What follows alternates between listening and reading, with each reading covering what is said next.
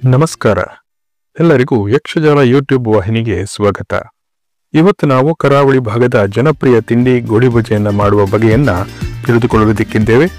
ಬನ್ನಿ ವಿಡಿಯೋವನ್ನ ಪ್ರಾರಂಭಿಸೋಣ.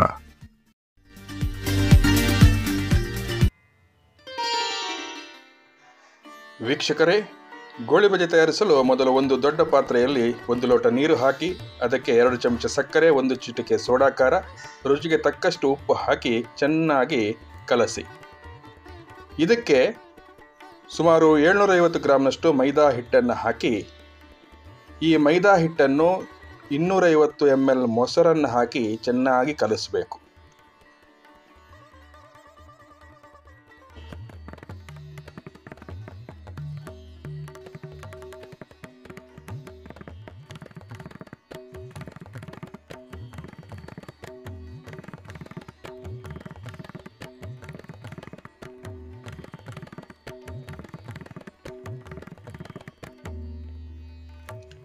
ಇನ್ನಿವಾಗ ಈ ಮೈದಾ ಮತ್ತು ಮೊಸರಿನ ಈ ಮಿಶ್ರಣಕ್ಕೆ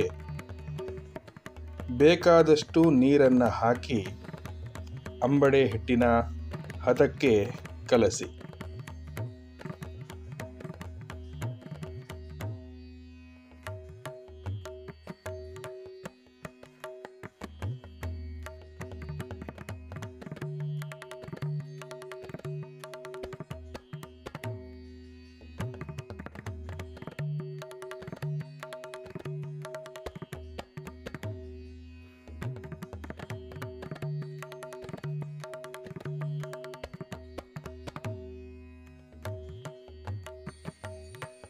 ನೋಡಿ ವೀಕ್ಷಕರೇ, ಈ ಮೈದಾವನ್ನು ನಾವು ಚೆನ್ನಾಗಿ ಮಿಶ್ರಣ ಮಾಡಬೇಕು. ಕಾರಣ ಇಷ್ಟೇ, ಇದರಲ್ಲಿ ಆ ಮೈದಾ ಗಂಟಾಗಿ ಉಳಿಬಾರದು.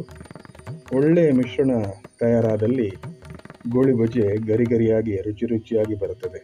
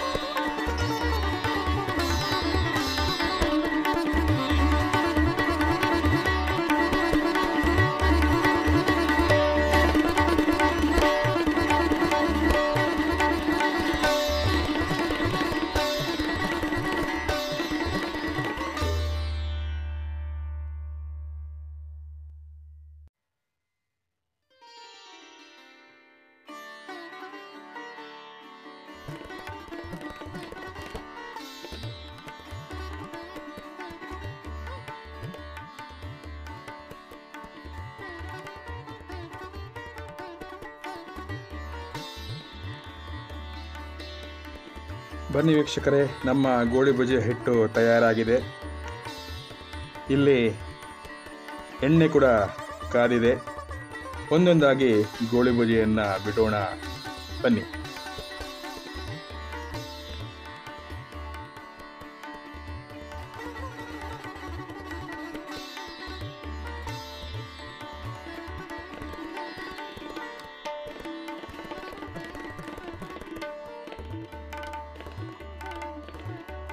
ನೋಡಿ, ಒಂದು ಬಾರಿ ಕಾದ ಗೋಳಿಬಜೆಗಳನ್ನು ತೆಗೆದು ಬದಿಗಿಟ್ಟು ಮತ್ತೊಮ್ಮೆ ಗೋಳಿಬಜೆಯನ್ನು ಬಿಡ್ತಾ ಇದ್ದಾರೆ.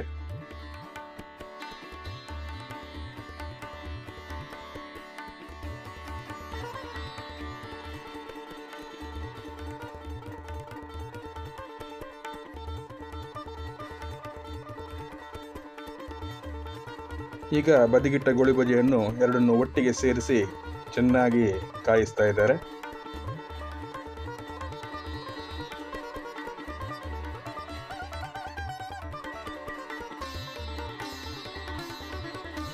ನೋಡಿ ವೀಕ್ಷಕರೇ, ನೀವು ಗಮನಿಸಬಹುದು, ಎಲ್ಲ ಗೋಳಿಬಜೆಯ ಆಕಾರ ಒಂದೇ ಸಮನೆ ಇದೆ. ಇದು ಅನುಭವದಿಂದ ಬರುವುದು. ನೀವು ಕೂಡ ಮನೆಯಲ್ಲಿ ಇದನ್ನು ಪ್ರಯತ್ನಿಸಿ. ಮೊದಲ ಸಲವೇ ಈ ಥರ ಫಲಿತಾಂಶ ಬರದೇ ಇರಬಹುದು, ಆದರೆ ಆವಾಗ ಪ್ರಯತ್ನ ಮಾಡ್ತಾ ಹೋದರೆ ನೀವು ಕೂಡ ಇದೇ ರೀತಿಯ ಗೋಳಿಬಜೆಯನ್ನು ಬಹಳ ಗುಂಡಗೆ ಚೆನ್ನಾಗಿ ಮಾಡಬಹುದು.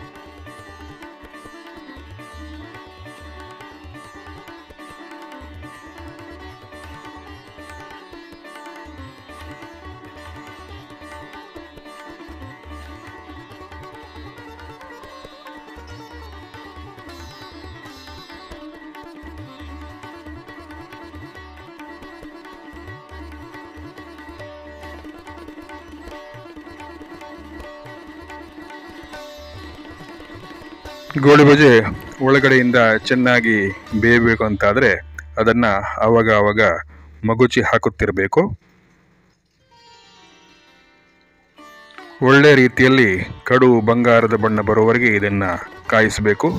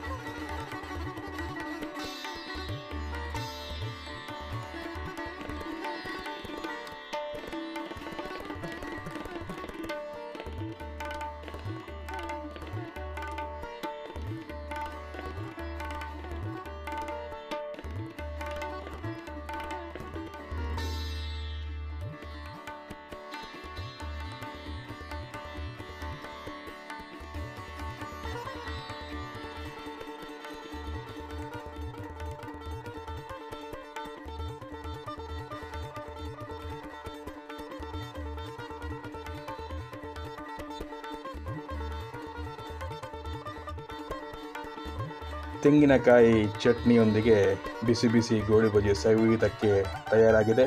ವೀಕ್ಷಕರೇ, ದಯವಿಟ್ಟು ನೀವು ಕೂಡ ಇದನ್ನು ಮನೆಯಲ್ಲಿ ಪ್ರಯತ್ನಿಸಿ. ಇದೇ ರೀತಿಯ ಇನ್ನೂ ಹೆಚ್ಚಿನ ಕರಾವಳಿ ಭಾಗದ ತಿಂಡಿ ತಿನಿಸುಗಳ ಬಗ್ಗೆ ತಿಳಿಯುವುದಕ್ಕಾಗಿ ನಮ್ಮ ಯಕ್ಷಜಾಲ ಯೂಟ್ಯೂಬ್ ವಾಹಿನಿಯನ್ನು ಸಬ್ಸ್ಕ್ರೈಬ್ ಮಾಡಿ. ಮುಂದಿನ ವಾರ ಮತ್ತೊಂದು ವಿಡಿಯೋದೊಂದಿಗೆ ಭೇಟಿಯಾಗೋಣ. ಧನ್ಯವಾದಗಳು.